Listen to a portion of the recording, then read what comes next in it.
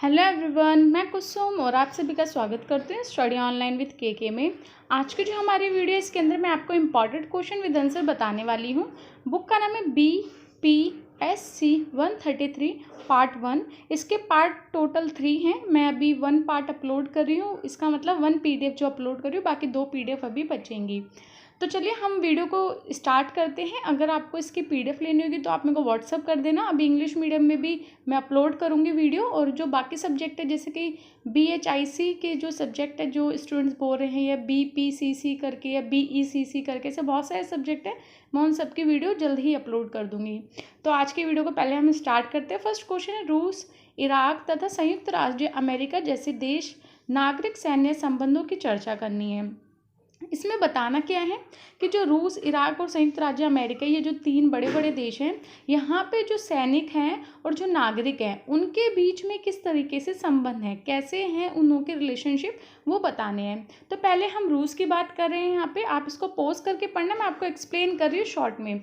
देखिए, रूस जो है, आपको पहले पता है कि रूस पहले सोवियत संघ था, परंतु शीत युद्ध के बाद ये टूट के बिखर के रूस बना। ठीक है, तो अब इसी में क्या बताया जाएगा, तो इसमें जब ये रूस बना, टूट के, सोवियत संघ टूट के, तो वहाँ पे फिर वहाँ के प्रधानमंत्री थे, वहाँ के जो भी मंत्री थे, तो क्या हुआ कि सेना जो है वहाँ की उस टाइम पे कुछ भी खुद के ही देश में अंदरूनी कुछ गृह युद्ध टाइप के अंदरूनी असुरक्षा हो गई थी।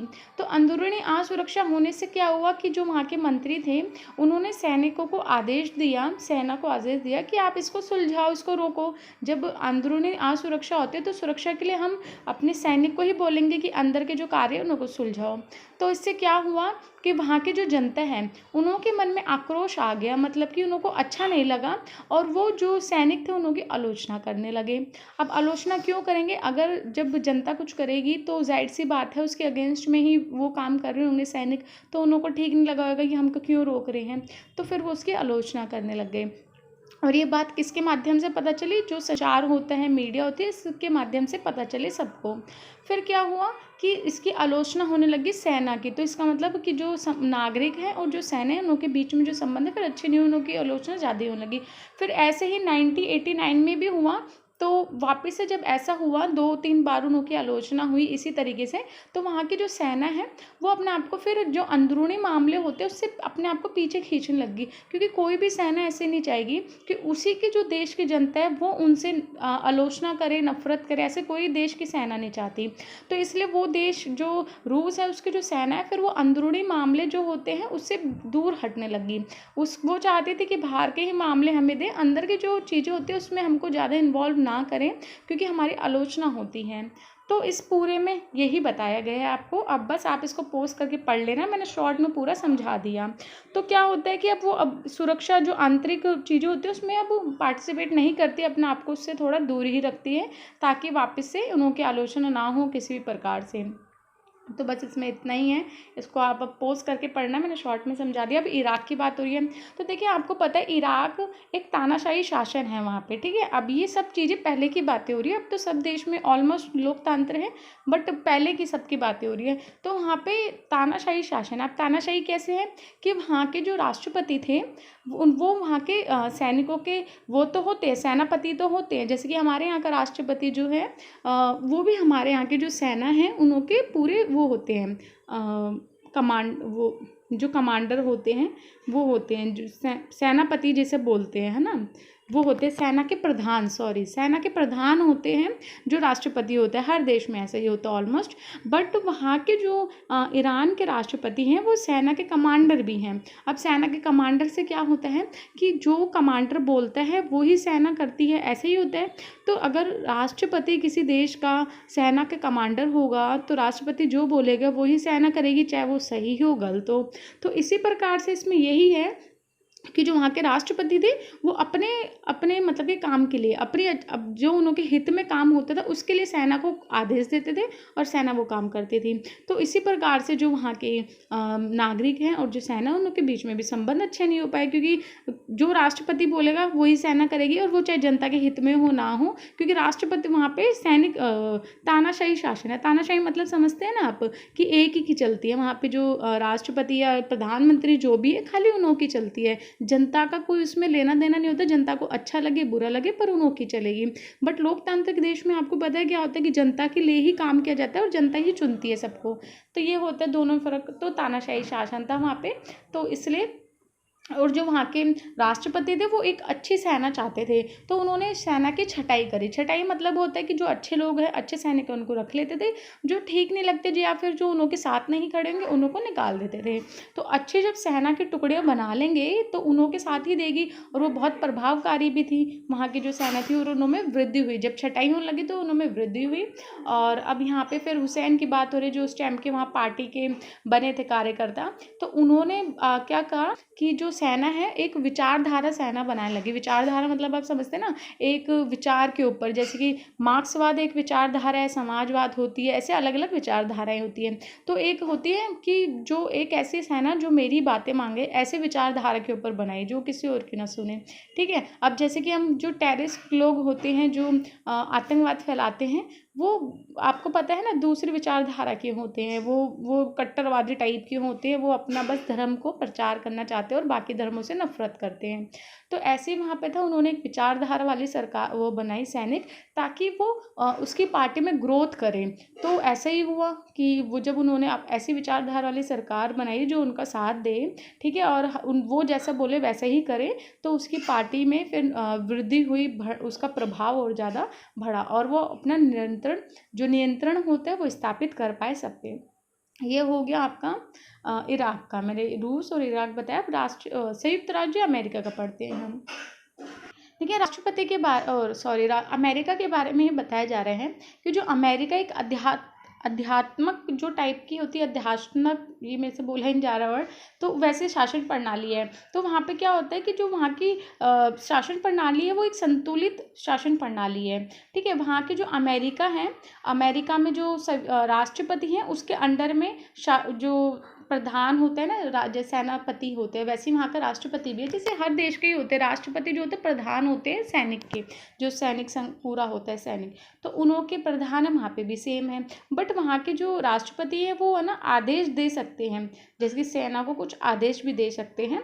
ठीक है, और पर वहाँ की जो विधायिका है, विधायिका में भी सेम ऐसे है। वहाँ की जो विधायिका है वो भी सेना संगठन जो है उसके ऊपर वित्तीय व्यवस्था की मतलब कि देख रेख रखते, जो भी खर्चा उर्चा होता है उस पर ध्यान रखती हैं, और वो उनको किसी और देश के विरुद्ध में युद्ध करने के लिए घोषणा भी कर सकते हैं। तो इसका मतलब राष्ट्रपति के हाथ में भी शक्ति है, और जो आपकी विधायिका है वहाँ की उसके हाथ में भी। तो मतलब एक के हाथ में नहीं है। जब एक के हाथ में शक्ति आती है तो उसको तानाशाही कहलाते हैं। ठीक है, या राजतंत्र कहलाते हैं, तानाशाही ऐसे सब होते हैं। बट जहाँ पे दो के हाथों में हो, संतुलित हो, तो वहाँ पे इसका मतलब आपका लोकतंत्र है और सही से सब चल रहा है। तो वहाँ पे राष्ट्रपति का हाथ में भी शक्तियाँ हैं, और जो विधायक हैं उनके हाथ में भी वहाँ पे शक्तियाँ हैं। और आगे यहाँ देखते हैं क्या इसमें। देखिए, अब अमेरिका की जो सैन्य शक्ति है उसके बारे में यहाँ तारीफ हो रही है, अच्छी बातें बताई जा रही हैं। वो ये है कि जब अमेरिका, आपको पता है, एक महाशक्ति के रूप में उभरा है शीत युद्ध के बाद, और एक उसका वर्चस्व है अब हर देश में।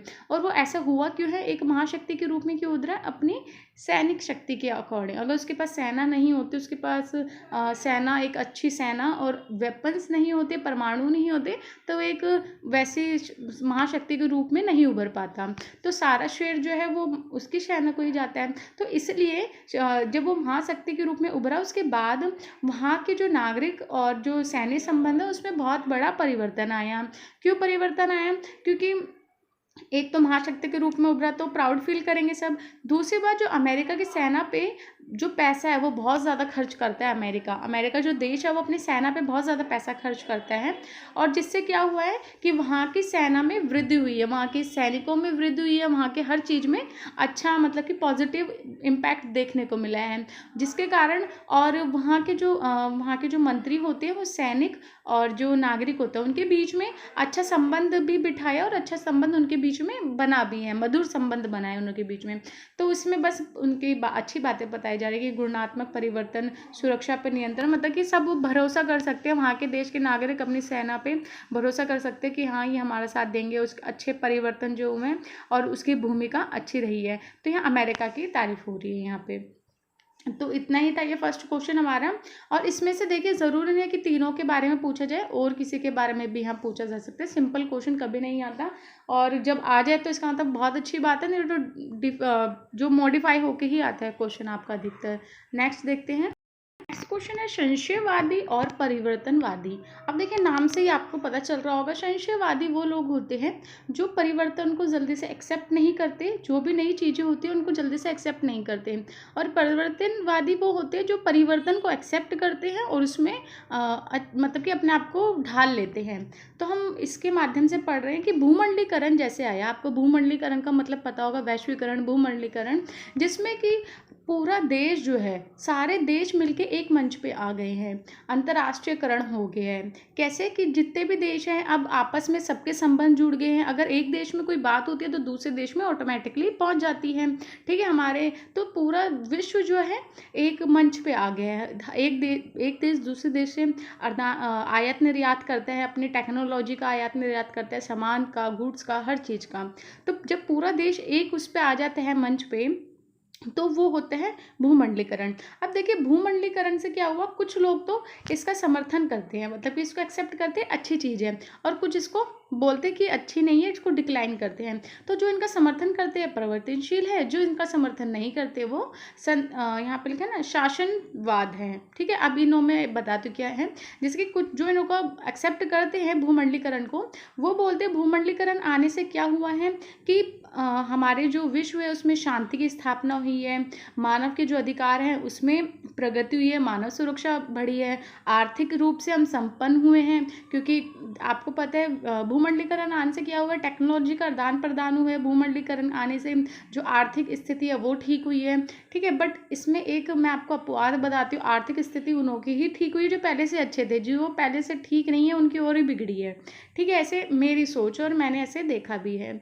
बट इसमें क्या है कि जो चीज़ अच्छा समझते हैं भूमंडलीकरण को, वो उसका स्वागत करते हैं, वही कहलाते हैं परिवर्तनशीलवादी, ठीक है। अब इस दूसरी तरफ है जो इनको बिल्कुल भी अच्छा नहीं समझते, जो इनको अस्वीकार करते हैं, जो बोलते हैं कि भूमंडलीकरण लोकतंत्र के लिए एक बहुत बड़ा खतरा है। अब वो कैसे, मैं आपको थोड़ा एग्जाम्पल के थ्रू बताती हूँ। जैसे कि एक आपको पता है भूमंडलीकरण आने से आतंकवाद भी बढ़ा है, और आतंकवाद बढ़ने से बहुत सारी चीज़ें खराब हो रही हैं। और भूमंडलीकरण से ये होता है कि एक देश दूसरे देश की उस चीज़ों में इंटरफेयर कर सकता है।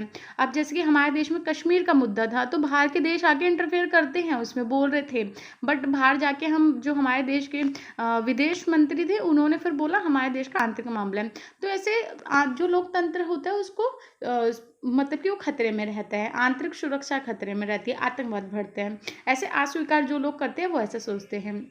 फिर मानव स्वतंत्रता खतरे में है, वो मानव स्वतंत्रता को भी बोलते हैं कि खतरे में, उसकी पहचान खतरे में है। क्योंकि आपको एक और चीज़ बताऊँ, भूमंडलीकरण आने से जो सांस्कृतिक है, जो हमारी संस्कृति है वो बिछड़ती गई है, बहुत हम उससे बहुत पीछे उसको धकेल चुके हैं, है ना। और बहुत से लोगों के धर्म है, संस्कृति है, वो भी कहीं लुप्त हो गई है। तो ये भूमंडलीकरण आने से हुआ है, रियलिटी है ये। तो जो लोग इसको अस्वीकार करते हैं वो उन्हों की बात हो रही है यहाँ पे। तो वो बोलते कि बहुत बड़ा खतरा है ये, तो इनको संशयवादी बोलते हैं, तो उनको संशयवादियों की संज्ञा दी गई है। तो अब तो आप पूरा समझ जाओगे इजीली, क्योंकि परिवर्तनशील आप समझ गए, संशयवादी अब पूरा इसी पे पैराग्राफ आपको लिखा हुआ है। आगे देख लेते थोड़ा और।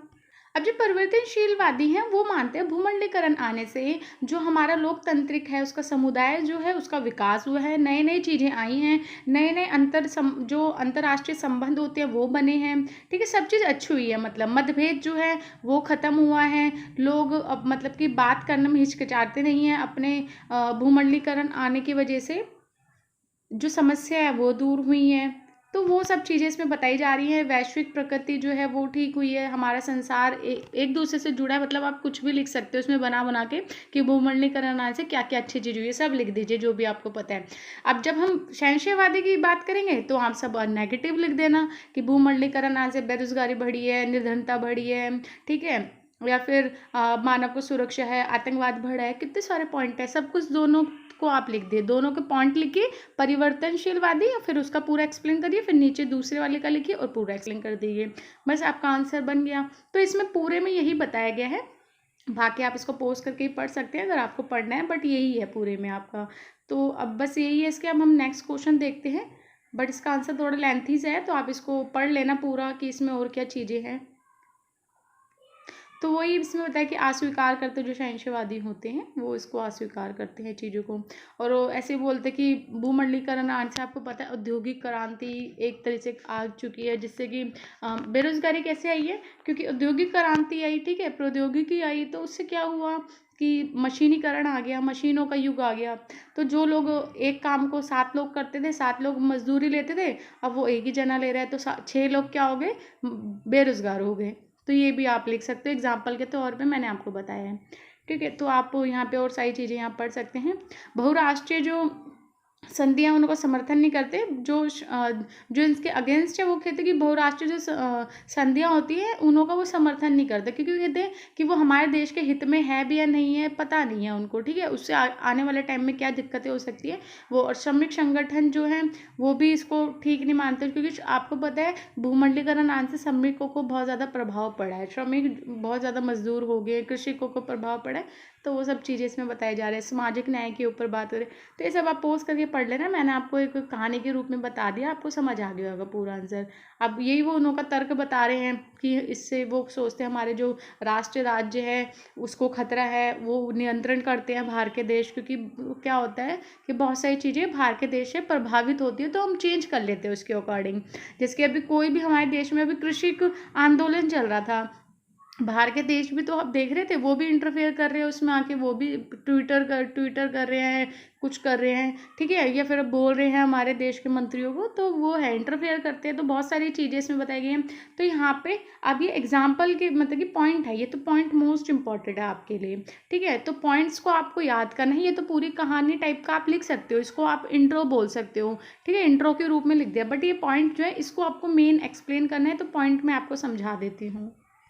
जो यहाँ पे अब शहंशाहवादी जो है ना, जो इसके अगेंस्ट है उन्हों के लिए ही यहाँ बात हो रही है, क्योंकि वो राष्ट्रीय आर्थिक हित के साथ समझौता, तो इसका मतलब भूमंडलीकरण की यहाँ बुराई कर रहे हैं कि जो आर्थिक हित है हमारे, जो एक राष्ट्र होता है, एक देश होता है, उसको जो आर्थिक हित होता है उसका समझौता करते हैं। अब भूमंडलीकरण आने से हम समझौता करने लगे हैं चीज़ों के साथ, क्योंकि सूचना का जो आदान प्रदान है आपको पता है उसमें कितनी क्रांति आई है कि एक बात यहाँ पे हो रही है तो दूसरी बात दूसरे देश में ऑटोमेटिकली पहुँच जाती है एक बटन के साथ ही, है ना। तो और आर्थिक रूप से कैसे कि पूंजी के रूप में आप देखें कि भूमंडलीकरण आने से मैंने आपको स्टार्टिंग में ही बताया कि जो अमीर देश है वो बहुत अमीर होता गया है और जो गरीब है वो बहुत ज़्यादा गरीब होता गया है, ठीक है। और घरेलू जो अर्थव्यवस्था होती है उस पर बहुत ज़्यादा फर्क पड़ा है, जो जीडीपी होती है इन सब पे बहुत ज़्यादा फर्क पड़ा है, किसकी वजह से, भूमंडलीकरण की वजह। ऐसा क्यों होता है, देखिए अब भूमंडलीकरण है तो हर एक देश दूसरे देश में अपनी कंपनियां लगा सकता है, उसको रोक नहीं सकता कोई देश, क्योंकि ये भूमंडलीकरण आ चुका है, वैश्वीकरण हो गया, इसकी वजह से कोई देश रोक नहीं सकता।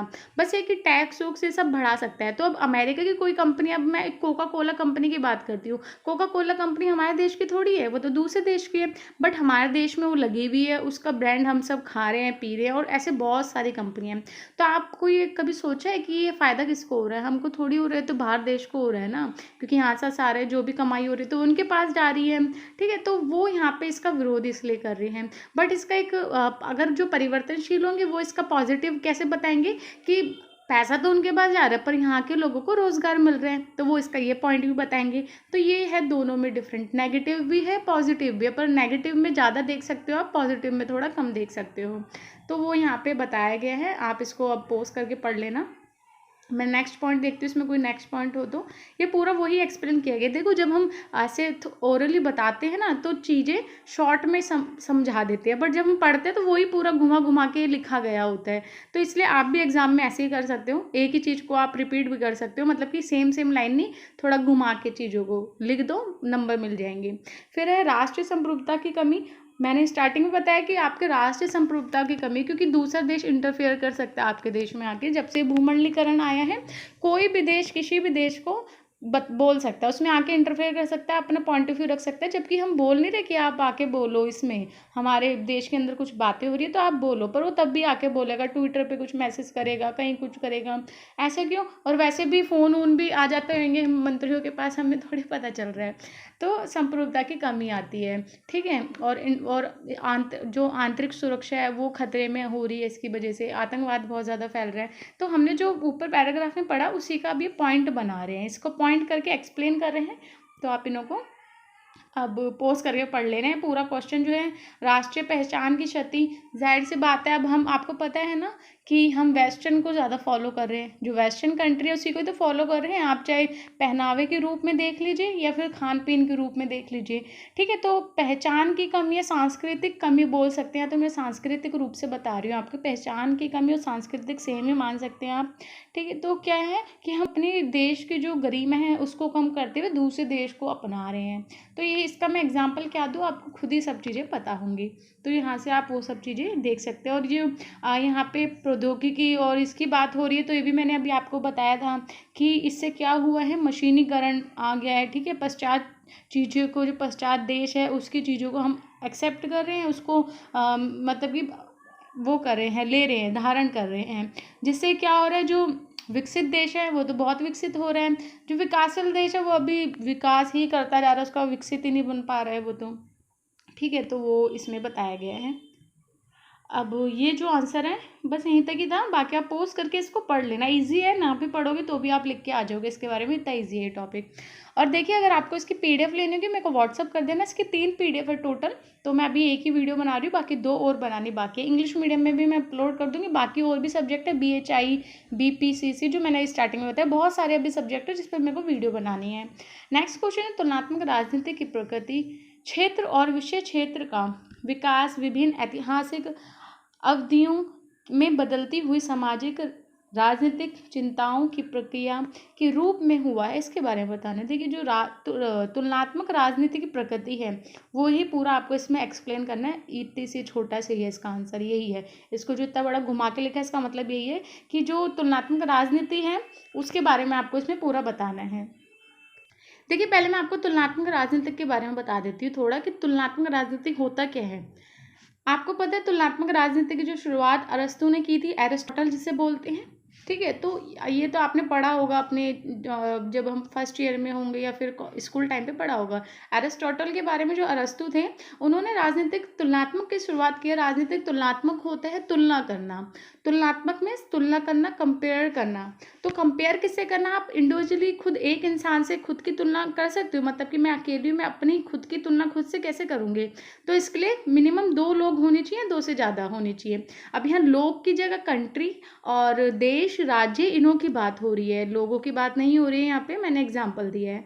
तो इसमें क्या हुआ कि जो अरस्तु थे वो इतने ज्ञानी थे कि उन्होंने इतने सारे संविधानों की तुलना कर दी, कि पहले के टाइम पे हर एक देश में संविधान तो है ही, आपको पता होगा, तो हर इस देश के संविधान की उन्होंने तुलना की है।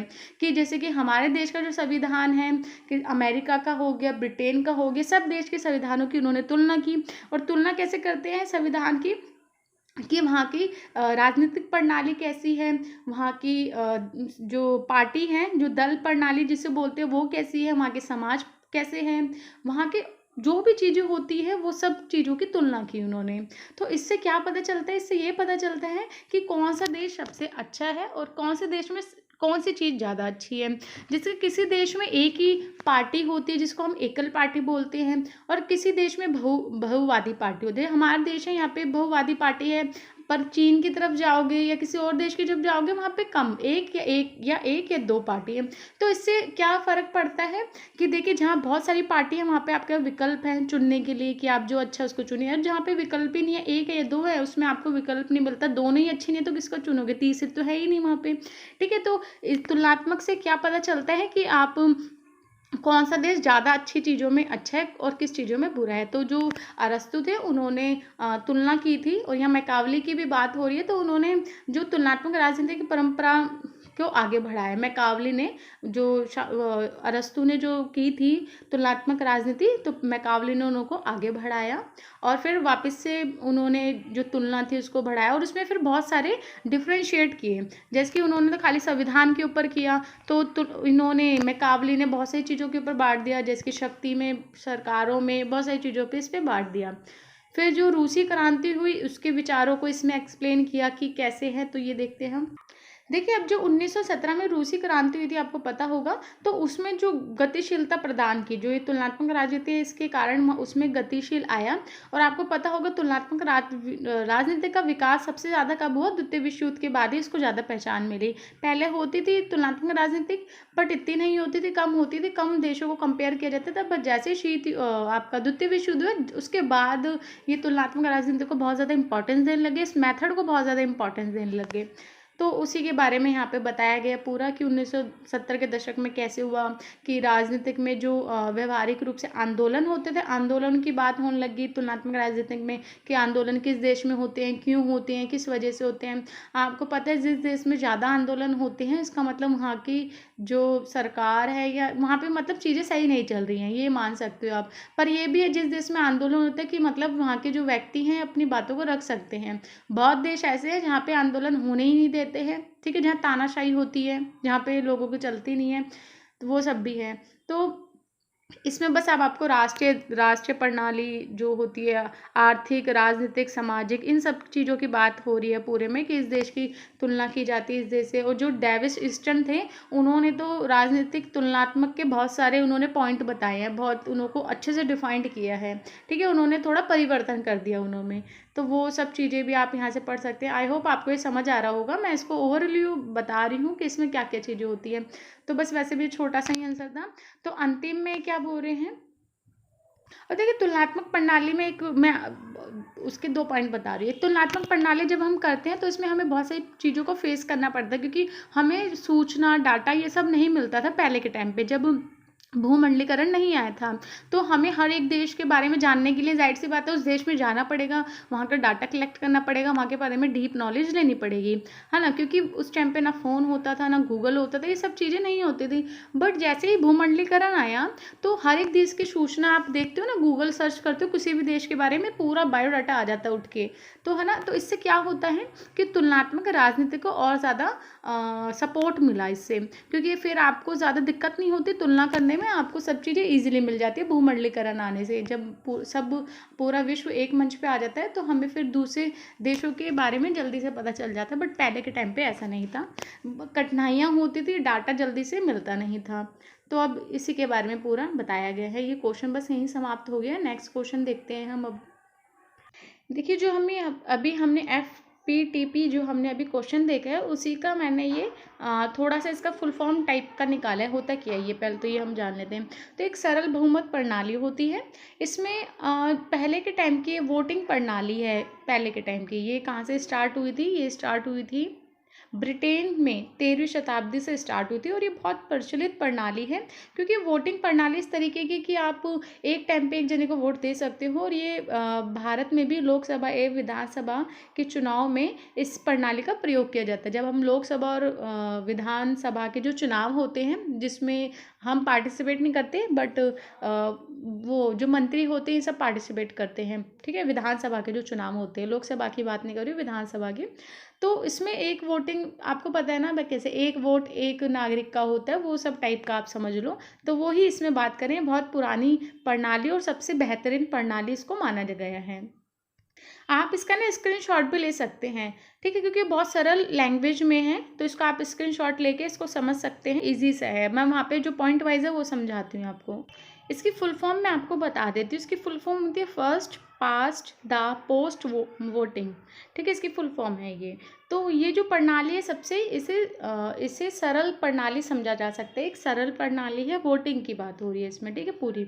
और इसे प्रशासनिक करने के लिए अधिक लागत नहीं है। मतलब जब इसको प्रशासनिक रूप से यूज़ करना चाहते हैं, इसको जब यूज़ करना चाहते हैं, इसमें लागत ज़्यादा नहीं लगती है, कम लागत में काम हो जाता है।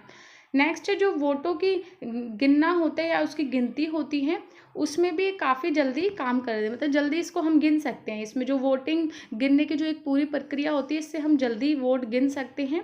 और चुनावों के करीब आने के बाद अर्थ परिणाम अपेक्षा जल्दी घोषित किया जा सकता है। जब देखो, अगर आप वोट डाल रहे हैं, वोटों को आप जल्दी गिन लोगे तो जाहिर सी बात है जल्दी से परिणाम भी आ जाएंगे। तो वही बात इसमें बता रहे हैं कि जल्दी से वोटों की गिनती भी कर लेते हो और जल्दी से परिणाम भी इसके आ जाते हैं। और ये एक राजनीतिक माहौल में FPTP मतदाताओं को स्पष्ट रूप से एक विचार व्यक्त करने की सक्षम बनाता है कि उन्हें किस पार्टी का अगली सरकार बनानी चाहिए। देखिए, ये जो है FPTP, ये जो भी मतदान करने वाला है, जो वोटर है, उसको इतना सक्षम बनाता है कि आपको किस पार्टी को आपको अगली बार या वोट देना है, वो सब इसमें करवाता है। दो पक्षीय प्रणाली के अनुकूल एक और आमतौर पर एकल पार्टी सरकार बनाती है। आपको पता है, चाहे 10 पार्टी हो, 2 पार्टी हो, एक ही पार्टी सरकार बनाएगी, ये तो जाहिर सी बात है। हाल ही में 2010 के UK आम चुनाव में स्पष्ट अपवाद था। इसमें वहाँ पे कुछ अपवाद बता रहे हैं कि 2010 में जो UK में थे वहाँ पे अपवाद था। शायद वहाँ 2 पार्टी बन गई हो, बट एकल ही पार्टी बनती है हमेशा। ठीक है, 2 पार्टियाँ तो नहीं बन सकती। सिंगल पार्टी सरकारों द्वारा और बड़े लोगों को कानून पारित करने के लिए अन्य दलों के समर्थन पर भरोसा नहीं करना पड़ता। कि क्या होता है कि जो सिंगल पार्टी, वो जब बड़े कोई कानून बनाते हैं, कुछ पारित करते हैं, तो उनको किसी के समर्थन या भरोसा नहीं करना पड़ता। क्योंकि जब ये जो प्रणाली है, इसमें आप क्या कर सकते हैं, वोट डलवा सकते हैं और आपको फिर पता चल जाएगा। और जो FPTP है, इस पर कुछ लोग ऐसा भी सोचते हैं कि ये व्यापक चर्चा का विषय भी है। ठीक है, और इसमें जो चरमपंथी दृष्टिकोण है उसको ज़्यादा प्रोत्साहित करते हैं। जो FPTP है, ये चरमपंथी जो दृष्टिकोण होता है उसको ज़्यादा प्रोत्साहित करती है, ऐसे भी इसमें माना जाता है। तो ये छोटा सा ही था क्वेश्चन, में भी ये ना भी आए, बट आप इसको तब भी पढ़ लेना, इजी सही है। नेक्स्ट क्वेश्चन है, दबाव समूह सरकार पर दबाव डालने पर प्रयास क्यों करते हैं। जो दबाव समूह होता है वो क्यों प्रयास करते हैं सरकार पर दबाव डालने के लिए। दबाव समूह द्वारा प्रयोग में लाई जाने वाली दबाव की युक्तियों के बारे में बताना है कि जो दबाव समूह प्रयोग करती है ना चीज़ों को सरकार के ऊपर डालने के लिए, वो कौन कौन सी है, वो इसमें बताना है। देखिए, दबाव समूह क्या होता है, पहले तो हम ये जान लेते हैं। दबाव समूह एक ऐसे समूह होते हैं जो सरकार पे दबाव बनाते हैं अपनी चीज़ों को मनवाने के लिए। जैसे कि दबाव समूह कोई भी समूह हो सकता है। अभी जैसे कोई NGO समझ लो आप, ठीक है, NGO हो गया, किसी का एक संगठन हो गया, वो सरकार के ऊपर दबाव बनाते हैं कि उनके हितों की मांग पूरी की जाए। अभी कोई आंदोलन जब हम चलते हैं तो एक समुदाय का उसको नाम दे देते हैं, एक समूह का नाम दे देते हैं, और जब वो सरकार के पास जाती है अपनी बातों को मनवाने के लिए, तो सरकार पर दबाव डालती है। अब कृषि का आंदोलन जो अभी आया था, तो कृषि आंदोलन जो आंदोलन हुए थे, वो भी तो सरकार पे दबाव बना रहे थे कि जो आप 3 कानून लाया उसको हटा दो। तो ऐसे ही दबाव समूह होता है कि वो सरकार पे दबाव बनाती है और वो अलग अलग तरीक़ों से मनाती है। उनके साधन अलग अलग होते हैं, जैसे उनकी मांगे होती है वैसे उनके साधन होते हैं अपनी बातों को मनवाने के लिए। सबके एक जैसे नहीं होते, किसी के कोई हड़ताल के रूप में करता है, कोई किसी चीज़ के रूप में करता है। अलग अलग चीज़ों में दबाव समूह सरकार पे दबाव बनाते हैं और उनके अलग अलग हित होते हैं। सबका एक ही तो मोटिव या एक ही तो पॉइंट ऑफ व्यू नहीं होगा, हर एक दबाव समूह का अलग अलग होता है। किसी का कुछ होता है, किसी का अलग होता है। ठीक है, तो यहाँ पे फर्स्ट पॉइंट से पढ़ लेते हैं हम कि कौन सा है। देखिए, इसके आपको पॉइंट सारे याद रखने हैं। अब जिसकी जो हमारे क्वेश्चन है ना दबाव समूह, इसके आपको पॉइंट ज़रूर याद रखने सारे। पहला है लोबिंग। लोबिंग मतलब क्या होता है। लोबिंग मतलब होता है कि जब हम किसी के ऊपर कोई दबाव बनाते हैं, ठीक है, अपना कोई जिसके साथी बना लिया हमने कि वो संसद में जाके हमारे लिए बातचीत करे, दबाव बनाए और हमारी बातों को मनवा दे, लोबिंग कहते हैं। तो यहाँ यही बताया गया है कि सार्वजनिक नीतियों को प्रभावित करने के लिए तो कुछ ऐसे दबाव समूह होते हैं जो सरकार की नीतियों से खुश नहीं होते, और फिर वो क्या करते हैं कि जो संसद है, विधायिका है, वहाँ पे जाके वहाँ पे उनके फ्रेंड्स होते हैं, वहाँ पे उनके अच्छे संबंध होते हैं लोगों के साथ, तो उनको बता देते हैं कि ऐसा ऐसा करना है, ये लागू नहीं होने देना, या ये जो लागू हुआ है इसको हटवाना है। तो वो क्या करते हैं, रिश्वत भी देते हैं उनको, ठीक है, रिश्वत भी देते हैं ताकि जो नीति है वो ना बन पाए। आपको पता है ना संसद में क्या होता है कि पारित कैसे होता है कोई भी कानून, जब आधे से ज़्यादा लोग उस पर वोटिंग करते हैं। तो ये द्वाप समूह क्या करते हैं कि वोटिंग करने वाले लोगों को ही अपने पक्ष में कर लेते हैं, ठीक है, उनको रिश्वत दे देते ताकि वो उसके पक्ष में वोटिंग ना करें, जो भी आपका कानून बनना है, लागू होना है, और फिर वो कानून भी नहीं बनेगा। यही पूरा प्रोसीजर होता है। तो यही इसमें बताया गया है कि विधानमंडल में अपने हितों वाले लोगों को ये रखते हैं और उनको पैसा भी खिलाते हैं ताकि वो उनके साथ में बोले। और अमेरिका में तो ऐसा बहुत बार हुआ है, और हमारे भारत में भी ऐसे कुछ औद्योगिक घराने हैं। औद्योगिक घराने मतलब जो बड़े बड़े अमीर लोग होते हैं, जो बिजनेसमैन होते हैं बड़े बड़े, तो उनको भी बहुत सारी ऐसी नीतियाँ होती है जो उनके अगेंस्ट में होती है ना, ऐसे बहुत सारी नीतियाँ होती हैं। तो वो क्या करते हैं कि पैसा खिला देते हैं आगे। अब हमें तो पता नहीं चलता, बट उनके तो या बहुत सारे फ्रेंड्स होते हैं, ठीक है, राजनीतिक में भी, हर एक सेक्टर में। तो राजनीतिक में जो होते हैं उनको पैसा खिला देते हैं और बोलते हैं कि ये जो नीति है, ये जो कानून आ रहा है, इसको पास मत होने देना क्योंकि हमारे हित में नहीं है। तो फिर वो ऐसे प्रभावित हो जाते हैं, ठीक है। तो इसमें बताया जाए फिर जनमत को प्रभावित करना। अब देखिए जो द्वाप समूह है वो क्या करता है कि जो जनता है उसको प्रभावित करते ताकि जनता ही समर्थन ना करे जो भी अब देखिए मैं आपको एक चीज़ बताती हूँ। ये कृषि कानून आया। अब आप एक चीज़ सोचिए, जो कृषक लोग हैं उनको तो इतनी नॉलेज ही नहीं है कि 3 कानून कौन कौन से थे या इसका होता क्या है, ठीक है। क्योंकि देखिए बहुत सारी ऐसी चीज़ें होती है जो हमें पता नहीं होती, पर हमें कोई जब ऊपर से भड़काता है या हमें कोई प्रेशराइज करता है तो हम उसके हित में होके बोलने लग जाते हैं, जबकि हमें पता नहीं है कि वो क्या चीज़ है, पर हम उनके पीछे पीछे चल सकते हैं। ऐसे होता है ना। तो कृषि कानून जब आया तो कुछ लोगों के हित में नहीं होगी, वो कुछ लोग कौन, जो बड़े बड़े अमीर लोग होंगे उनके हित में नहीं होगी। तो उन्होंने जनता जो है, कृषक वाली जो जनता है, उनको बोला कि ऐसा हो रहा है, ये गलत है, ऐसा है, तो उनको बोल दे। तो ये क्या हुआ, जनता के द्वारा। तो अब क्या हुआ, जब पूरी जनता ही अगेंस्ट हो जाएगी, जो भी आ रही है चीज़ लागू हो रही है, तो जाहिर सी बात है वो लागू नहीं हो पाएगा। तो ये जनता के थ्रू है, ठीक है। अब इसमें क्या क्या चीज़ें आती है, इसमें आपका टीवी, रेडियो, पत्रिका, आपके इंटरनेट, सब चीज़ें इसमें इंक्लूड होती है, समाचार पत्र। अब हमें कैसे पता चल रहा था कि कृषक आंदोलन हो रहे हैं, इन सब चीज़ों की मदद से ही तो पता चल रहा था हमें। तो ऐसे सरकार के पास भी पहुंच गया और फिर सरकार को अपना फैसला बदलना पड़ा। तो ये भी दबाव होता है एक, तो आप इसको भी पढ़ सकते हैं। अब चुनाव के माध्यम से भी आप समझ सकते हैं। चुनाव में कैसे, जब चुनाव होता है तो चुनावी जो दल होते हैं उनको भी पैसा खिला दिया जाता है कि ये चीज़ें हमारे हित में नहीं है, तो आप इन्हों को वोट मत देना, ठीक है। ऐसे बहुत सारे राजनीतिक दल हैं जो औद्योगिक जो लोग होते हैं, बिजनेसमैन होते हैं, उसके अकॉर्डिंग चलते हैं। तो वो बोलते हैं कि आप अपने राज्य में मतलब कि उस व्यक्ति को आने मत देना या उसकी सरकार मत आने देना, और हम ये पैसा दे रहे हैं आपको, ऐसे ऐसा काम कर देना। तो मैं आपको ऐसे एग्जाम्पल के थ्रू समझा रही हूँ, आप समझ रहे होंगे। तो इसको आप पॉज करके पढ़ लेना, ईजी है, क्योंकि जो वीडियो है इतनी ज़्यादा लेंथी हो जाएगी, क्योंकि अभी तो बहुत सारे क्वेश्चन रहते हैं, 10 क्वेश्चन कराऊंगी मैं इसमें आपको। फिर विधायिका को प्रभावित करना। विधायिका में क्या होता है कि दबाव समूह जो होते हैं चुनाव के उससे ही प्रभावित करते हैं वो भी, कि जब वो संसद तक पहुंच जाते हैं तो वहाँ पे उनके व्यक्ति होते हैं, वही वाला है, ऊपर वाले की तरह ही है इसमें तो पूरा।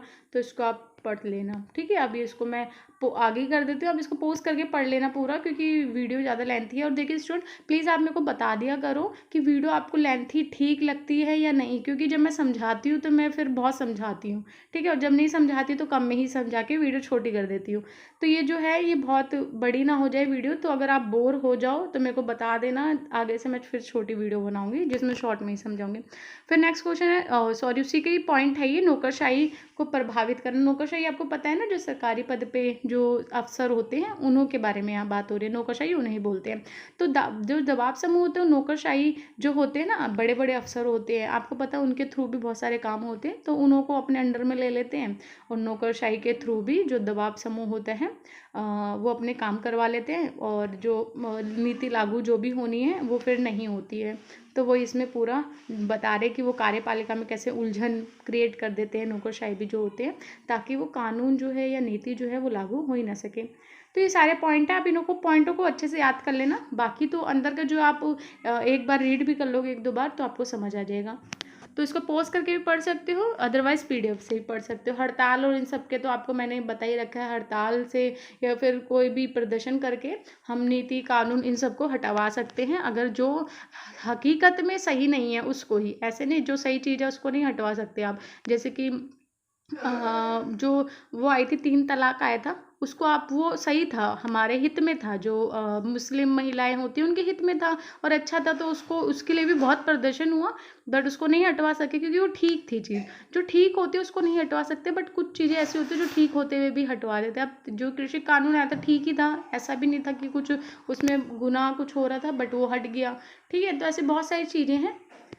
और कभी भी आप कोई चीज़ का पक्ष विपक्ष तभी करो जब उसको डीप नॉलेज हो, जब आपको पूरा उसके बारे में पता हो, तभी हमको कभी भी किसी भी चीज़ के बहकावे में आके किसी का भी साथ या ना साथ नहीं देना चाहिए। हमको पहले उसके बारे में पढ़ना चाहिए कि ये सब ठीक है या नहीं है, उसके अकॉर्डिंग चीज़ें करनी चाहिए। प्रचार के माध्यम से भी आप, प्रचार ही है ना, हाँ, प्रचार के माध्यम से भी आप कर सकते हो। जैसे कि कोई चीज़ आपको पसंद नहीं है तो आपने उसका प्रचार कर दिया, इधर उधर बोल दिए तो ख़राब है, ये है वो है, तो उससे भी हट जाएगा। तो बहुत सारे पॉइंट है, आपको इतने सारे पॉइंट नहीं करने, 6-7 पॉइंट करने, इसमें तो 12-13 पॉइंट लग रहे हैं। 12 पॉइंट है तो आपको ये सारे नहीं करने, आपको खाली 6-7 पॉइंट करने, वो भी सो ईजी हैं, जिसमें सेम बातें भी आप लिख सकते हो थोड़ी थोड़ी, वही वाले करना।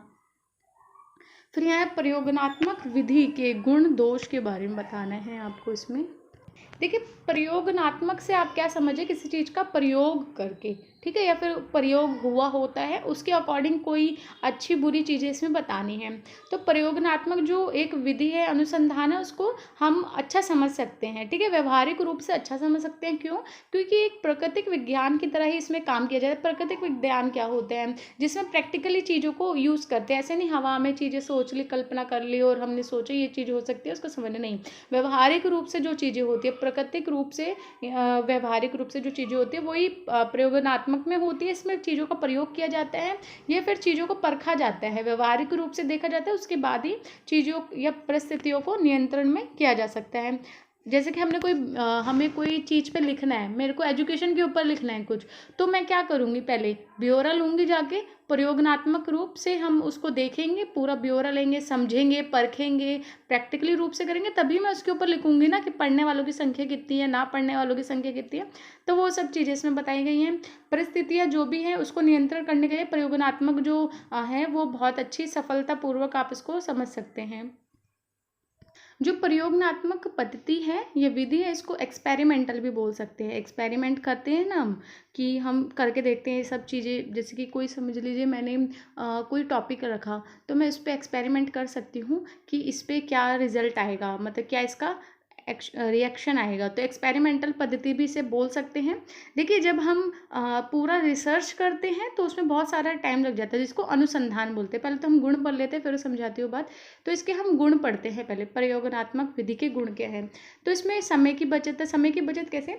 जब हम सामाजिक अनुसंधान करते हैं, सामाजिक अनुसंधान मतलब होता है समाज के ऊपर रिसर्च करते हैं, ठीक है। रिसर्च भी आपको पता है पूरा एक उसका प्रोसेसर होता है, ऐसे ही नहीं होती है।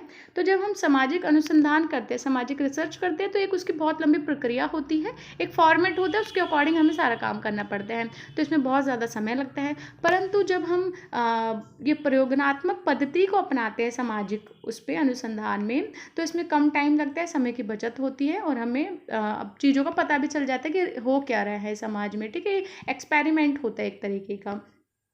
अधिक प्रमाणिकता, मतलब अधिक प्रमाणिकता में क्या है, तो अधिक प्रमाणिकता पढ़ते हैं। और यहाँ पे जो प्रयोगात्मक की बात हो रही है, रिसर्च की पूरी बात हो रही है। रिसर्च में भी एक प्रयोगात्मक करके होता है, उसकी पूरी बात हो रही है, उसकी क्या क्या अच्छाई है। तो ये आप रिसर्च इसको समझ सकते हैं, एक्सपेरिमेंट समझ सकते हैं। तो उसकी बात हो रही है, तो उसमें एक तो समय की बचत होती है, जब हम रिसर्च करते हैं उसी के अंदर, जब हम प्रयोगात्मक करते हैं रिसर्च के अंदर की ही बात हो रही है, सब पॉइंट मान सकते हैं इसको। तो उसमें समय की बचत होती है। और अधिक प्रमाणिकता मतलब कि अच्छा परिणाम, एकदम सटीक परिणाम इसको मान सकते हैं। क्योंकि जब ये सामाजिक अनुसंधान का कोई भी परिणाम आता है ना, रिजल्ट जो आता है, उसको हम एकदम सटीक मान सकते हैं। उसमें हम ऐसे नहीं समझ सकते कि ये गलत होगा, क्योंकि वो क्या होता है, पूरा इसमें आपका इंटरव्यू होता है, सर्वे होता है, डाटा कलेक्शन होता है, सब चीज़ें होती है। तो इसका जो परिणाम आता है वो गलत नहीं हो सकता, क्योंकि वो लोगों से जाके पूछा जाता है सब चीज़ें। परंतु बाकी चीज़ों की हम बात करें, बाकी जो विधियाँ होती हैं अगर उसको देखें, तो उसको हम सटीक नहीं मान सकते उसका आंसर। क्यों? क्योंकि वो एक मशीनीकृत भी हो सकता है कि हमने मशीन से, कंप्यूटर से, नेट से देखा और हमने उसका आंसर बता दिया, ठीक है? और जबकि ऐसा जो भी हम गूगल पे देखते हो अधिकतर सच थोड़ी होता है, प्रैक्टिकली तो बहुत अलग ही चीज़ हो रही होती है। तो वो सब चीज़ें इसमें बताई गई हैं। फिर भविष्यवाणी की इसमें बात की गई है कि प्रयोगात्मक पद्धति के माध्यम से जो निष्कर्ष प्राप्त होते हैं वह वैध तथा विशुद्ध होते हैं। इस विधि के माध्यम से की जाने वाले अध्ययनों के आधार पर भविष्यवाणी की जा सकती है। जो प्रयोगात्मक पद्धति होती है इससे हम भविष्य भी बता सकते हैं। जैसे कि आपको एक चीज़ बताऊं कि हम जो भी नीति कानून जो भी बनाते हैं, आपको पता है उससे पहले भविष्यवाणी की जाती है कि इसका रिएक्शन क्या होगा, तभी तो बनाई जाती है। तो अब आप सोचोगे भविष्यवाणी कैसे हो सकती है? ये एक लॉजिस्टिक चीज़ों को देख के हुए की जाती है। इसका पूरा डाटा लिया जाता है, पूरा जाके देखा जाता है कि इसका रिएक्शन कैसे होगा, इसका परिणाम क्या होगा। तो उसी के अकॉर्डिंग भविष्यवाणी की जाती है कि अगर कोई नीति कानून लागू हो रहा है तो उन लोगों को पहले से पता होता है कि इसका रिएक्शन इस तरीके से आने वाला है। अब कोई भी कानून आया, जैसे कि प्रदा प्रथा जो थी जो उसके लिए आया था 3 तलाक वाला, सॉरी। तो पहले से उन लोगों को पता था इसका रिएक्शन क्या होगा, कि लोग हैं जो करेंगे ऐसे, आंदोलन होगा, छोटा-मोटा जो भी चीज़ें हैं, हड़ताल-वड़ताल ऐसे हो सकती हैं। तो भविष्यवाणी पहले से हो जाती है कि तो ये एक प्रयोगात्मक पद्धति होती है, एक्सपेरिमेंटल, किससे हमें पता चल जाता है आगे आने वाला क्या है। वस्तुनिष्ठीकरण के ऊपर बताया गया है। वस्तुनिष्ठता में क्या होता है कि उद्देश्य की बात होती है इसमें, जब प्रत्येक सामाजिक अनुसंधान का जो उद्देश्य होता है वो वस्तुनिष्ठ निष्कर्ष की प्राप्ति होती है। कि जब हम प्रयोगात्मक पद्धति अपनाते हैं तो हमारा जो उद्देश्य है उसका निष्कर्ष जो है अच्छे से निकल जाता है। और इस और जब हम दूसरे तरीके से निकालते हैं तो वो कठिनाइयाँ होती है, जिसकी हम अनुसंधान, सामाजिक अनुसंधान का जब प्रयोग करते हैं तो उसका निष्कर्ष निकालने में कठिनाइयाँ होती है, ठीक है? उसका उद्देश्य सही से निकल नहीं पाता, या फिर उसका परीक्षण वापस से हम नहीं कर सकते। पर प्रयोगात्मक जब पद्धति अपनाते हैं तो कर सकते हैं। सार्वभौमिकता का क्या मतलब है? देखिए, जब हम प्रयोगात्मक पद्धति से सामाजिक अनुसंधान करते हैं तो इसका जो रिजल्ट आता है वो सार्वभौमिक होता है। इसका जो निष्कर्ष निकलता है सार्वभौमिक मतलब यूनिवर्सल होता है, ठीक है? इसका जो आंसर निकलेगा यूनिवर्सल होगा, सटीक होगा, सही होगा। तो इसमें प्रयोगात्मक जो पद्धति होती है उसकी पूरी बात हो रही है, उसकी अच्छाइयाँ बताई जा रही हैं। और ये विशुद्ध परिणाम मतलब कि एकदम सही परिणाम होते हैं, इसमें विशुद्ध होती है। इसको एक बार देखते हैं। विशुद्ध परिणाम में यही है कि जब हम प्रयोगात्मक पद्धति को अपनाते हैं, सर्वश्रेष्ठ विधि कहलाती है प्रयोग, क्योंकि ये प्रयोगशाला पर आधारित होती है पूरी। और प्रयोगशाला में जब भी कोई विधि को अपनाते हैं तो वो एकदम सही और सटीक ही जानकारी देती है, उसमें कोई किसी प्रकार की कोई गलतियाँ, खामियां नहीं होती है। अब उसके दोष बताए जा रहे हैं तो इसको प्लीज़ आप पॉज करके पढ़ लेना वीडियो, क्योंकि 1 घंटे की हो जाएगी नहीं तो इसको पॉज करके पढ़ लेना, बहुत ईजी है, टफ नहीं है यहाँ पे। उसके अब यहाँ पे बुराई की जा रही है कि प्रयोगात्मक जो होती है इसके घटकों या चरों को नियंत्रण किया जा सकता है। मतलब कि जो भी इसमें काम हो रहे हैं उस घटकों और चरणों को मतलब नियंत्रण होती है, चारों पर नियंत्रण होती है। तो यहाँ पे उसके बारे में लिखा जा रहा है कि ठीक नहीं है, जो भी उनके बारे में बताया जाए, बहुत बड़ा दोष है ये बताया जा रहा है इस विधि में। सभी सामाजिक घटनाओं इसे प्रयोग नहीं किया जा सकता। सभी सामाजिक घटनाएं जो होती है वहाँ पे इसको लागू नहीं किया जाता है, प्रयोग नहीं किया जा सकता। कभी कभी इसमें उतार चढ़ाव ये सब देखने को मिलते हैं और इसमें इधर उधर की चीज़ें भी सम्मिलित हो जाती हैं। तो यहाँ पे बुराइयाँ हो रही हैं, तो आप इसको अपोज करके पढ़ना। राज्य और राष्ट्र के बीच में अंतर, राष्ट्रीय और राज्य क्या होता है वो हम देख लेते हैं एक बार। देखिए, राष्ट्र और राज्य के बारे में तो आपको पता होगा। राष्ट्र और राज्य क्या होता है, पहले तो राष्ट्र की बात कर लेते हैं। यहाँ पे राष्ट्रीय जो है एक लैटिन भाषा का शब्द है, ये नेशन से है, ठीक है? और इसको नेशियो भी कहा जाता है। इसका अर्थ होता है पैदा होना। फिर इसका अर्थ इसका मतलब ये भी है कि स्वयं शासन करने वाली जाति। आपको एक चीज़ बताओ कि राष्ट्रीय, अब मैं बोलूँ कि मैं इंडियन हूँ, इंडियन से आप क्या समझते हैं? इंडियन तो इंडिया एक राष्ट्रीय हो गया। अब इंडियन से आप क्या समझते हैं? भारत से। तो आपको पता है यहाँ सभी मतलब कि एक धर्म होता है इसका पूरा। यहाँ पे किसी प्रकार का भेदभाव नहीं होता, एक संस्कृति होती है, ठीक है? उसी को ही राष्ट्र तो बोलते हैं जहाँ पे एक संस्कृति हो, एक गठन हो, एक भाषा हो, ठीक है? सब कुछ एक ही हो, मतलब कि पूरा देश। अब कभी भी हम बाहर जाएंगे आउट ऑफ इंडिया जाएंगे, फॉरेन जाएंगे, तो हम वहाँ थोड़ी बोलेंगे कि हम इस धर्म से या इस जाति से, हम वहाँ क्या बोलते हैं, हम इंडियन हैं ऐसे बोलते हैं। इसका मतलब अपने राष्ट्र के बारे में बता रहे हैं। तो राष्ट्रीय मतलब हो गया कि वहाँ की एक संस्कृति, एक सब कुछ, धर्म, जाति, भाषा, इतिहास सब एक है, ठीक है। तो उसको राष्ट्रीय बोलते हैं, उसका एक अस्तित्व जो है वो सब चीज़ें इसमें बताई गई हैं। बहुत ईजी है, आप इसको पढ़ना है। राष्ट्र के बारे में आपको जितना पता है वो सब आप इसमें लिख सकते हैं। और यहाँ पे भी कि राष्ट्र का जन्म एक भाषा, धर्म मानने वाले लोगों से मिलकर बनता है। जो इंडिया है वो कैसे बना है, यहाँ पे सभी एक धर्म आप समझ सकते हैं। वैसे तो देखिए इसके अंदर अब राज्य की बात आएगी तब पता चलेगा कि अलग अलग धर्म के लोग हैं, पर एक ही धर्म बोलते हैं ना। जब हम राष्ट्र की बात करें तो सब एक धर्म के, एक जाति के हैं, हम एक ही तो तिरंगे को अपनाते हैं, 10 तिरंगे तो है नहीं, यहाँ पे एक ही राष्ट्रीय गान है, ठीक है। वो सब चीज़ें इसमें बताई गई हैं। अब जब राज्य की बात करते हैं तो आपको पता है राज्य एक धर्म के उससे गठित होता है। अब जैसे कि मैं राजस्थान की बात करूँ, राजस्थान में कौन सा धर्म है, राजस्थानियों का धर्म है, तो वो उससे गठित हुआ है, ठीक है। ऐसे सब अलग अलग धर्म है पंजाबी रहते हैं उस धर्म से हुआ है। तो जो राज्य है वो एक धर्म से गठन होता है उसका। वहाँ की बोली अलग होती है, आपको पता है हर एक राज्य में बोलियाँ अलग अलग है। जैसे कि आप पंजाब के ले लो, हरियाणा, यूपी, बिहार, जहाँ केरल के लोग, साउथ इंडिया के जो लोग हैं उन सब की डिफरेंट है, जाति, भाषा, ये सब अलग अलग होती है, ठीक है। वहाँ पे संप्रदाय के लोग रहते हैं, एक ही संप्रदाय के लोग रहते हैं। राजस्थान में जाओगे राजस्थानी लोग रहेंगे, पंजाब में पंजाबी रहेंगे, बिहार में बिहारी रहेंगे, ठीक है। एक ही समाज के, एक ही संप्रदाय के लोग रहते हैं। और ऐसा क्यों होता है, राज्य का गठन क्यों करते हैं, ताकि वो अपने सांस्कृतिक को सुरक्षित रख सकें, ठीक है। मतलब कि उनकी सांस्कृतिक जो है, उनकी पहचान जो है, धर्म जो है वो मतलब कि लुप्त ना हो, उसको सुरक्षित रख सके, इसलिए इसका वो गठन करते हैं, ठीक है। और एक दूसरे से प्रति घृणा पैदा करने का भी काम करते। जो राज्य है ना वो घृणा पैदा करने का भी काम करता है, और ये तो आपको पता भी होगा। जैसे कि अब कोई किसी राज्य का है, वो दूसरे राज्य वाले को इतना पसंद नहीं करेगा, वो बोलेंगे कि हमारे ही लोग ज़्यादा अच्छे होते हैं, हमारे राज्य के लोग ज़्यादा अच्छे होते हैं, वो ज़्यादा इंटेलिजेंट होते हैं, अच्छे यहाँ की धर्म है, दूसरे वाले को नीचा दिखाता है। और ये आपको देखने को मिलता है। एकात्मक व्यवस्था क्या होती है, एकात्मक व्यवस्था जहाँ एक व्यवस्था हो, एक ही का सब कुछ चलता हो, एकात्मक व्यवस्था कहलाती है। इसको हम पढ़ लेते हैं जल्दी से क्या है।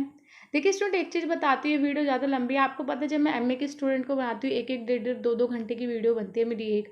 ऐसा क्यों होता है, क्योंकि मैं ये आपको थोड़ा इसमें शॉर्ट में समझा रही हूँ, डीपली समझाना पड़ता है। ये सब चीज़ें हमको वहाँ डीपली पढ़नी पड़ती है जब हम एमए कर रहे होते हैं। तो जब मैं एमए के बच्चों को बनाती हूँ, पढ़ाती हूँ, वीडियो बनाती हूँ, तो इतनी लंबी लंबी वीडियो होती है, और वो देखते भी हैं। क्यों देखते हैं, क्योंकि उनको पढ़ना होता है। तो अगर आपको बोरियत फील हो रही होगी, आपको लग रहा हो, तो आप ये सोचिए एग्जाम है और आपको पढ़ना है, तो आपको वीडियो भी देखनी पड़ेगी, ठीक है। आइए है आप स्पीड बढ़ा सकते हो इसकी, क्योंकि स्पीड जब बढ़ा दोगे तो थोड़ा जल्दी उसमें बोलते हैं और समझ भी आ जाता है, तो आप ऐसा उसमें कर सकते हो। एकात्मक से मैंने बताया जहाँ एक के चलते हो, एकात्मक सरकार, ठीक है। एकात्मक सरकार की अब यहाँ बात है, जब Britain, France, Japan, Italy, Germany, चीन, ये बहुत सारे देश हैं जहाँ पे एकात्मक सरकार थी, एक संस्था जिसे हम बोलते हैं, ये सब थी, ठीक है। जहाँ पे आप राजतंत्र, तानाशाही, ये सब चीज़ें भी इसको आप बोल सकते हो, ठीक है। वहाँ पे आपको पूर्ण रूप से स्वतंत्रता नहीं मिलती है। देखिए यहाँ पे सरकार की बातें हो रही हैं कि ऐसे बहुत सारे देश हैं जहाँ पे आपको स्वतंत्रता सब चीज़ें मिली हुई है, कानून है, संसद है। वहाँ पे मेन किसका दबदबा है, एक सरकार का, जो वहाँ की सरकार है उसका दबदबा है, और बाकी लोगों को ज़्यादा सुना नहीं जाता। तो वहाँ पे ब्रिटेन का यहाँ पे एग्जाम्पल दे रहा है, आपको पता है ना ब्रिटेन में कैसे है, अभी भी राजा रानियों का वो चलता है, ठीक है। विक्टोरिया जो है अभी भी है वहाँ पे, तो ये सब चीज़ें वहाँ पे अभी भी चलती हैं। तो उन्हों की भी बात हो रही है, वैसे तो ये पहले के टाइम की बात बता रहे हैं पूरी, बट अब की भी आपको पता है कि ऐसा होता है कि कानून तो होता है, सरकार भी सब चीज़ें होती हैं, आपको सारी स्वतंत्रता भी, पर जो मेन जिसके हाथ में पूरी पावर है वो एक के हाथ में होती है। तो उसी के बारे में बता रहे हो, केंद्र सरकार के हाथ में ही नियंत्रण होती है। तो वहाँ पे क्या होगा, जब केंद्र सरकार के पास ही सारी शक्तियाँ होंगी तो वो तो अपने हित की ही काम करेगा, है ना। तो उसके बारे में यहाँ बताए जा रहे हैं। तो आप एकात्मक सरकार की विशेषता देख सकते हैं, जहाँ पे एक सरकार होती है, केंद्रीकरण होता है। देखिए केंद्रीकरण जो होता है ना सबसे घातक होता है, क्यों, क्योंकि वहाँ एक ही के हाथ में सारी सरकार है, एक जो फैसला लेगा उसी के अकॉर्डिंग सब चलेगा। जहाँ विकेंद्रीकरण होता है, विकेंद्रीकरण होता है शक्तियों का बंटवारा। अब जैसे कि हमारे देश में केंद्रीकरण विकेंद्रीकरण दोनों है। केंद्रीकरण सरकार, जो हमारी सरकार है वो फैसला लेती है सब चीज़ का, पर विकेंद्रीकरण है कि हर एक राज्य के पास अपने अपने राज्य को चलाने की शक्ति है, वो विकेंद्रीकरण होता है। तो जो गांधी जी थे वो विकेंद्रीकरण के पक्ष में थे, वो चाहते थे विकेंद्रीकरण होगा तो हर एक जो गांव है, विलेज है, हर एक राज्य है, वो अपना विकास कर सकेगा, क्योंकि केंद्रीकरण वाले हर जगह तो देखते नहीं हैं। ठीक है, तो वही इसमें बात कर रहा है कि जो केंद्रीकरण होता है वो ठीक नहीं होता है। उस एकात्मक सरकार होती है, अपना शासन चलाती है, अपनी शक्तियों का दुरुपयोग भी करती है। विकेंद्रीकरण में ऐसा नहीं होता। मैं आपको इसलिए विकेंद्रीकरण के बारे में बता रही हूँ क्योंकि आपको केंद्रीकरण समझ आ जाएगा फिर। तो विकेंद्रीकरण आपको समझ आ गया होगा, शक्तियों का बंटवारा, हर एक राज्य के पास अपना अधिकार होता है अपने राज्य को चलाने के लिए, तो केंद्र उसमें इंटरफेयर नहीं करता। पर जब केंद्रीकरण की सरकार होती है तो उसको उस पे कोई भी इंटरफेयर नहीं कर सकता। केंद्रीकरण में वो अपना जो भी बोलेगा वही सारे नीति कानून सब लागू होंगे। तो वो ही सब यहाँ बताया गया है। बाकी आप इसको पोस्ट करके पढ़ सकते हैं। एकात्मक शासन में संविधान लिखित भी होता है और अलिखित भी होता है। तो यहाँ पे एग्जाम्पल जैसे कि बताए गए हैं, बहुत ईजी है, आप इसको पढ़ सकते हैं। एकात्मक शासन में दूसरा पॉइंट पढ़ रही हूँ। प्रभुसत्ता शक्ति केंद्र सरकार के पास होती है। जो प्रभुत्व तो पूरा होता है वो केंद्र सरकार के पास में होता है। ठीक है, तो शक्तियाँ किसी और के पास नहीं होती। तीसरा है एकात्मक शासन आपको पता है एकल वो होता है, नागरिकता पाई जाती है वहाँ पे, एकल ही उसकी नागरिकता होगी। वहाँ पे केंद्र जो होते हैं उसी के पास सारे प्रांत ये सब होगी। ठीक है, एकात्मक सरकार में ही कार्यपालिका, विधायपालिका, न्यायपालिका होती है। और एकात्मक शासन में संविधान लिखित भी होता है, अलिखित भी होता है। संविधान का होना एकात्मक सरकार को औचित्य प्रदान करता है। जो संविधान होता है ना, वो एक एकात्मक सरकार को एक औचित्य देता है कि उसको दिखाता है कि हाँ आपका यहाँ का शासन है। पर शक्तियों का बंटवारा केंद्र के पक्ष में करके दिखाता है कि हाँ बाकी देशों की, बाकी राज्यों की मैं रक्षा भी कर रहा हूँ। लेकिन संविधान बहुत इंपॉर्टेंट होता है क्योंकि उससे आप चीज़ों को दिखा सकते हैं कि ये देखो ये सब चीज़ें संविधान में और आपको लागू करना है। ठीक है, तो वो सब चीज़ें, पर ब्रिटेन में ऐसा नहीं है, आपको पता है। तो यहाँ पे वो सब चीज़ें बताएंगे, आप इसको पोस्ट करके पढ़ लेना। बाकी ये यहाँ तक हो गया हमारा। राष्ट्रीय एकता जो होती है वो इसमें, अच्छा इसमें बहुत सारे पॉइंट भी हैं ये, तो आप इन पॉइंट्स को भी पढ़ लेना। इजी क्वेश्चन है ये, तो आप इसको पढ़ भी सकते हो। लचीला शासन, लचीला शासन क्या होता है? एक कठोर होता है शासन, एक लचीला होता है। लचीला शासन जिसमें आप सभी चीज़ों को ऐड भी कर सकते हो, रिमूव भी कर सकते हो। जो हमारे संविधान एक लचीला है, क्यों? क्योंकि हम इसमें हेरा फेरी कर सकते हैं। हेरा फेरी इन द सेंस है हम नए नए कानूनों को इसमें ऐड कर सकते हैं। ये नहीं कि पहले जो बन गया वही चलता रहेगा, हम ऐड नहीं कर सकते। कठोर वो होते हैं जिसमें हम चीज़ों को ऐड ही नहीं कर सकते। ठीक है, वैसे का वैसे रहेगा। तो हमारा लचीला कठोर दोनों है जो संविधान है, बट बहुत सारे देशों में अलग भी हो सकता है। शक्तिशाली शासन की बात हो रही है इसमें, तो ये सब चीज़ें आप पोस्ट करके पढ़ लेना। एक बार मैं इसका, तो ये पूरा आप एक बार इसको पोस्ट करके पढ़ लेना। जो आपकी वीडियो है बहुत ज़्यादा लेंथी हो चुकी है, तो ये इजी है, बट मैं जब नेक्स्ट वीडियो अभी अपलोड करूँगी तो उसके अंदर ये क्वेश्चन रिपीट होगा तो उसे समझा दूँगी मैं आपको, बट आप इसको तब भी पढ़ लेना। अधिनायक तंत्र की आलोचनात्मक व्याख्या करनी है। अधिनायक तंत्र क्या होता है उसके बारे में देख लेते थोड़ा।